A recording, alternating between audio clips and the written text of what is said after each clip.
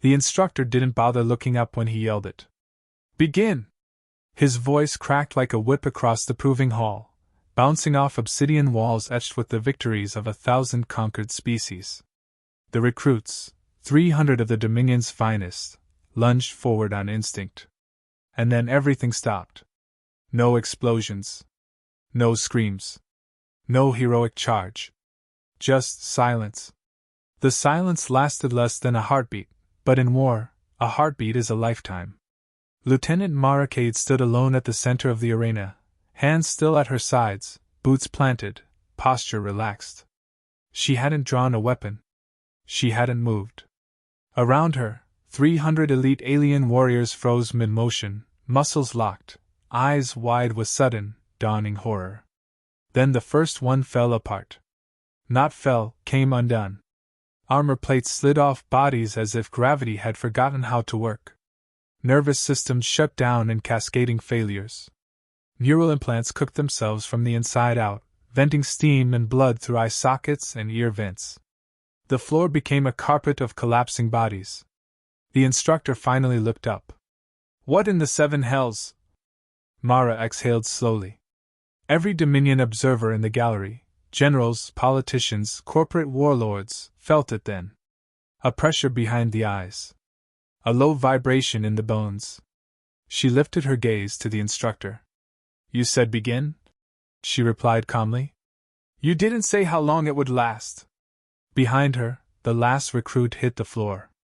Time from command to total neutralization, 0.84 seconds. The Dominion of Unified Species had invited humanity to observe their military academy as a gesture of goodwill, following first contact. A courtesy tour. A power play. They had underestimated the word observe. They had underestimated her. Mara Cade wasn't a soldier anymore. Not officially. She wore no insignia, no medals, no visible augmentations. Just a plain black combat jacket and a ring on her left hand, worn thin. The ring mattered more than any weapon.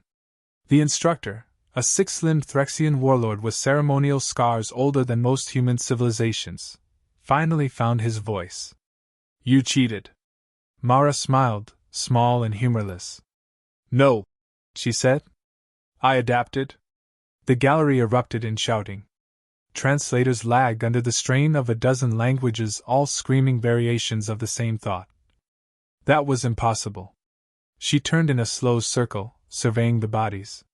Your recruits rely on centralized neural combat nets, she continued conversationally.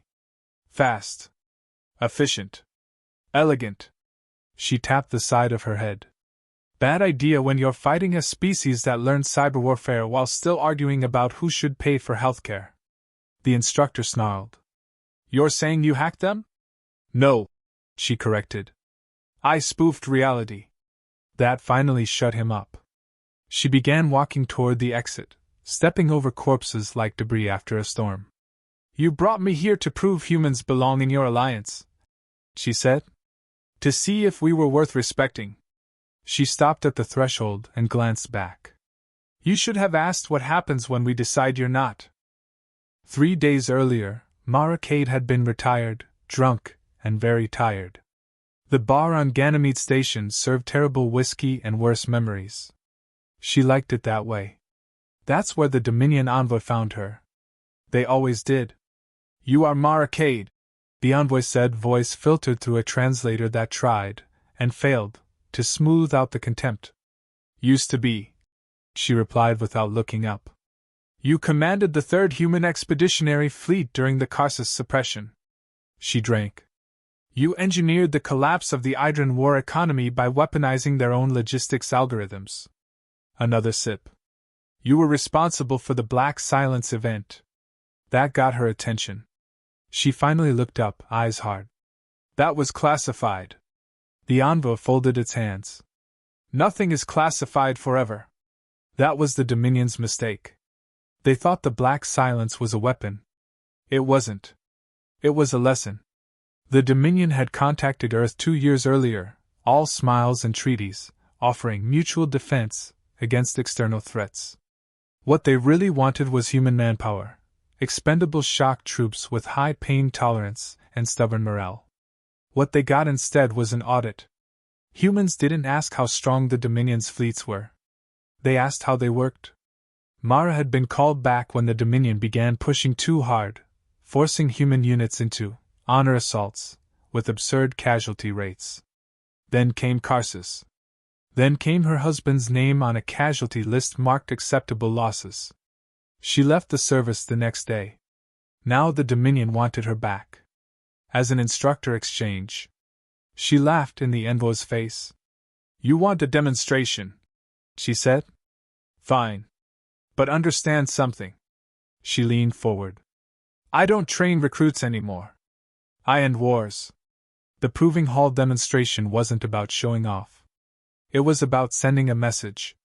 When the Dominion convened an emergency council session after the massacre, Mara was already seated at the table. No guard stopped her. They were too busy rebooting their own implants. A High Chancellor slammed a clawed limb on the table. "You violated every rule of engagement." Mara shrugged. "You invited me to your school. I taught a lesson." Another voice hissed, fearful. "She disabled an entire battalion without firing a shot." A third whispered, "If she can do that here." Mara cut in. "I can do worse." Silence fell. She placed a small device on the table. It looked harmless. Smooth. Unremarkable. "This," she said, "is a civilian-grade human cognition amplifier. Legal on Earth. Designed for dementia patients." She tapped it. "In your territory, it's a mass casualty event." The Chancellor's voice trembled. "What do you want?" Mara thought of her husband. Of the Dominion officer who'd signed the order that killed him. Of the neat, bloodless language. Acceptable losses. "I want your war doctrine rewritten," she said. "I want joint command authority. I want veto power over human deployments. And if we refuse?" She smiled again. "Then the next time an instructor yells begin, I won't stop at recruits." The Dominion refused. Of course they did. Empires don't survive by backing down. They survive by doubling down, until the cost becomes unbearable, for someone else. The retaliation came quietly.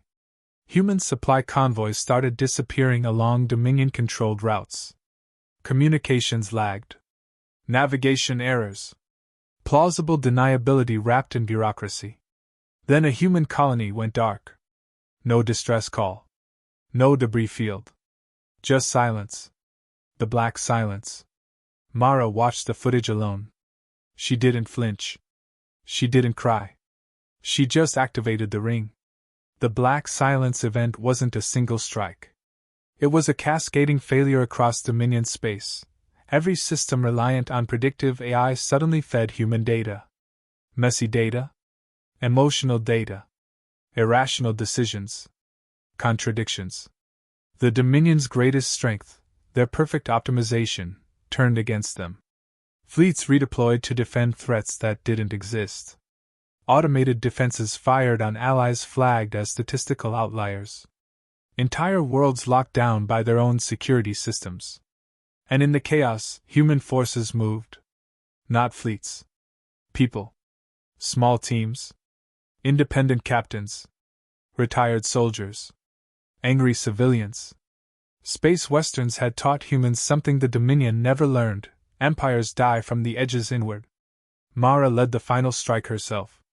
Not on a capital world. On an archive. The Dominion kept immaculate records of every acceptable loss. Every calculation. Every signature. Every neat, bloodless justification for war. She stood before the officer who'd signed her husband's death warrant. He recognized her. "You're a monster," he spat. She nodded. "I know." She didn't kill him. She erased him. From the records. From the algorithms. From the story the Dominion told itself about order and control. When the war ended, because eventually, all wars do, the Dominion still existed. Smaller. Humbled. Watching humans with something new in their eyes. Fear. Mara stood on a ridge overlooking the ruined fleet yard, the stars above her cold and indifferent. They learn too fast, muttered one Dominion general beside her. They adapt, Mara corrected. And that makes them dangerous. Not because they fight harder. Because they think differently. And you will never understand that until it's too late. The general swallowed hard. Humans didn't need overwhelming numbers. They didn't need superior weapons. They needed audacity. And humans always found a way.